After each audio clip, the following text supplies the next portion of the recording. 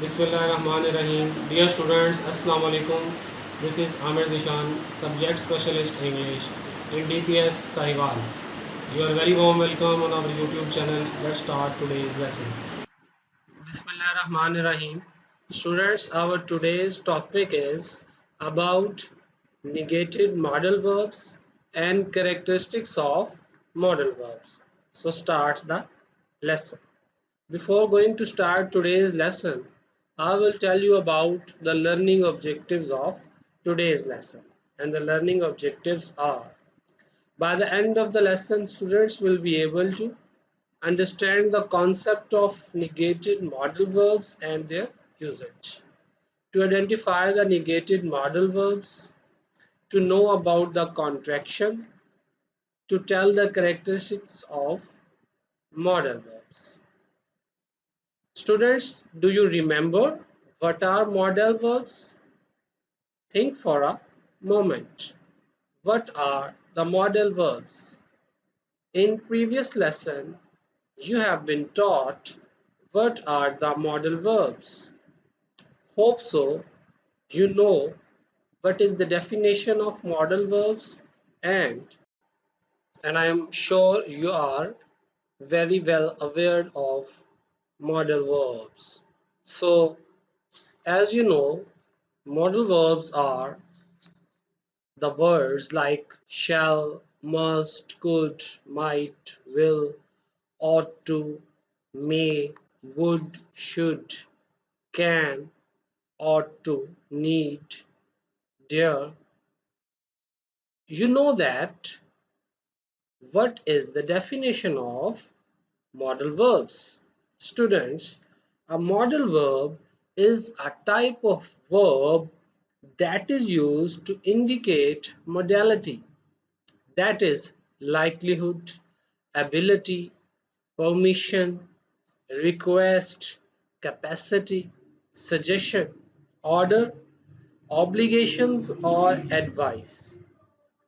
For example, for showing ability, we use the modal verbs can and could, as we can swim. So here the word can is showing the ability of a person. Moreover, for taking permission, we use the modal verbs like can and could. For example, may I borrow your pencil? Here, the word may is showing the permission. Moreover, for giving advice, we use the modal verb should. For example, you should visit your doctor at least twice a year. For showing possibility, we use the modal verbs may and might. For example, it may or it might rain today. So, you have revised the concept of modal verbs. Now we will go towards or move forward towards our today's topic, and that is negated modal verbs, or you can also call it negative forms of modal verbs. The negative modal verbs are formed simply adding not after the verbs. Can is a modal verb, and the negated modal verb of can is, or the negative form of can is, cannot. The modal verb could takes not, and the negative form of the modal verb could is could not, should not, and moreover, shall is a modal verb.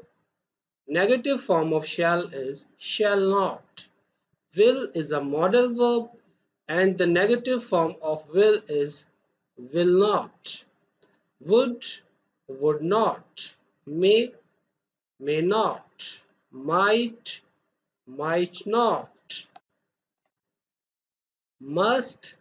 must not, dare, dare not, need not, ought to, ought not to. The next part of our lesson is about contraction. Students, we use contractions like I am, we are in everyday speech and informal writing. Contractions, which are sometimes called short forms, commonly combine a pronoun or noun and a verb or a verb and not in a shorter form. If we want to contract any letter, we skip the letter and insert the apostrophe instead of or in place of the letter in a word. So now we will discuss the contractions of negated modal verbs. Cannot is a negated modal verb and contraction of cannot is can't. Could not is a negated modal verb and contraction of modal verb could not is couldn't. Students, you must notice that we are inserting or using the apostrophe in place of the letter we are skipping from a word. For example, in the word can't, we skip the letter O from can't and insert the apostrophe in place of the letter O. Next word is shall not and contraction of shall not is shan't. Should not, contraction of should not is shouldn't. Will not, contraction of will not is won't. Would not is a next modal verb, negated modal verb, and the contraction of would not is wouldn't.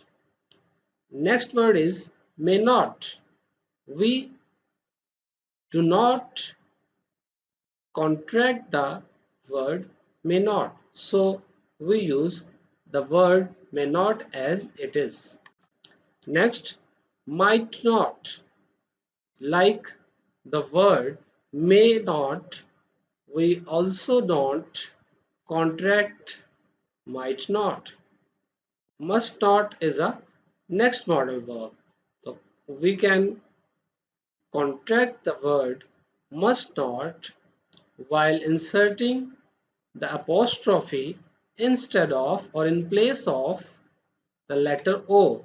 So it is mustn't, dare not, like the previous two words may and might, we don't contract the word or modal verb dare and dare not, so we will write as it is.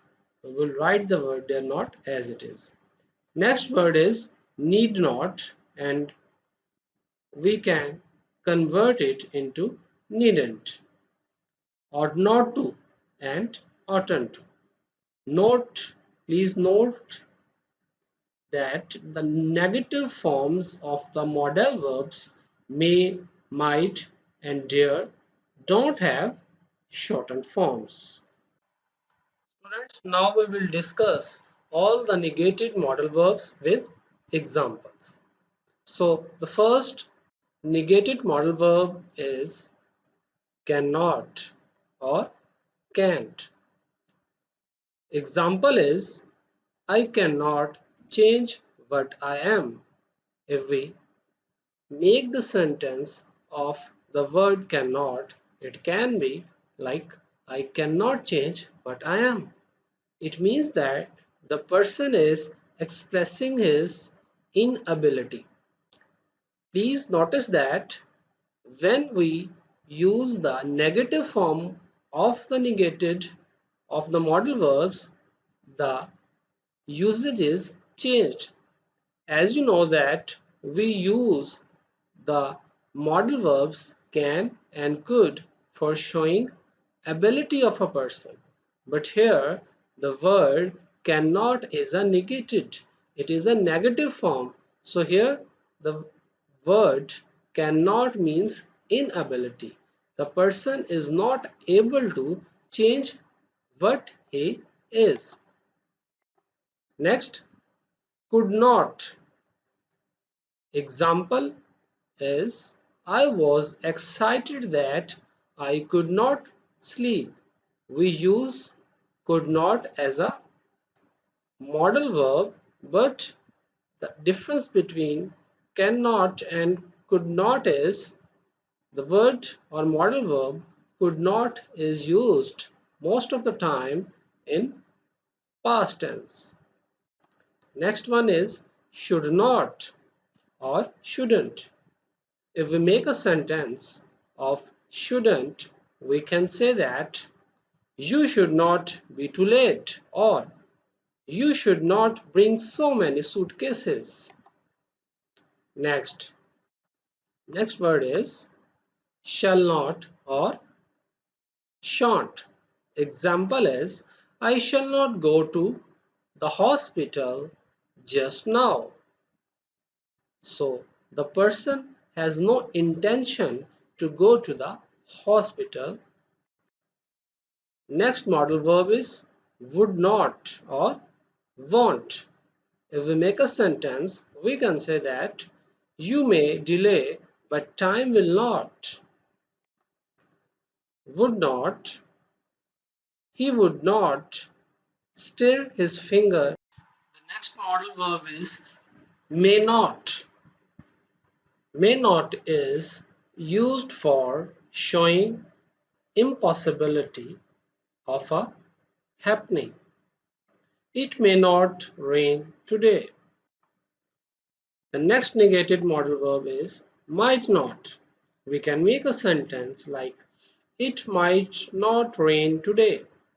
So, in a previous sentence, we have said it may not rain today. What is the difference between in both sentences? In it might rain today, the possibility is lesser. The impossibility is lesser. Now we have the next negated modal verb, and that is need not or needn't. Example is you need not go. Need not is here showing the absence of or the lacking of the necessity or the obligation. The next word is dare not. Students, as you know that the word dare means have the courage to do something, and the word dare not obviously it means have not the courage to do something. For example, I dare not trust his prejudices. Next, we have the word ought not to. The word ought to is used for showing or expressing or telling about the obligations. Ought not to is a negative sense of ought to. Example is we ought not be quarreling now. Next students, you have practice exercise. You will use either must not or need not in a sentence according to the situation. Must not is used in a formal situation and need not is used in a informal situation. Notice at the zoo, you must not or need not feed the animals. Next sentence is you must not or need not take leave from work, but you must take the medicines regularly. We must not or need not drive so fast. There is plenty of time. Next sentence is notice at the school lifts must not or need not be used during the fire drill. And the last sentence is you must not or need not send me a formal invitation. I will be very happy to present at the ceremony. So it's your task to complete the practice exercise. You have 1 minute. Now we will go towards the answer key. Hope so you have solved the exercise. Notice at the zoo, you must not feed the animals. The right answer is must not. You need not take leave from work, but you must take the medicines regularly. We must not drive so fast. There is plenty of time. Notice at the school. Lifts must not be used during the fire drill. You need not send me a formal invitation. I will be very happy to be present at the ceremony. So now we will move towards the last portion of our today's lesson. Characteristics of modal verbs or the features of the modal verb. First feature is modal verbs are not affected by the number or person of the subject. For example, I can play the guitar. Together, we can put up a great show. What it meant by the modal verbs are not affected? It means that modal verbs take first form of verb. The form of verb is not changed. So that's why it is said that they are not affected by the number or person of the subject.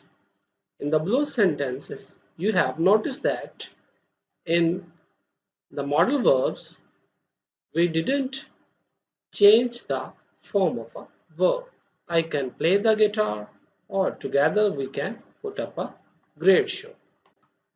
The next characteristics is they don't have infinitive or participle forms. When I was younger, I could run very fast. And in the next sentence, when I was younger, I could too run very fast. We have two sentences. The first sentence has modal verb could without infinitive, and in next sentence we have modal verb could with a infinitive form.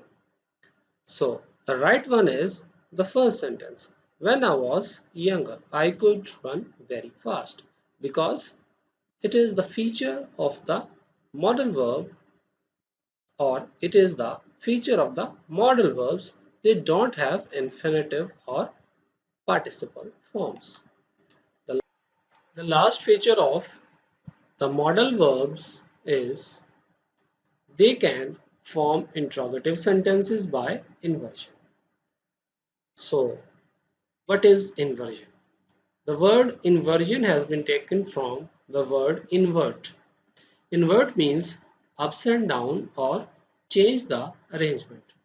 As we know that in English, we follow the structure SVO. S means subject, V stands for verb, and O stands for object. But in interrogative sentences, we invert the arrangement. We use the verb instead of a subject and uses the subject instead of a verb.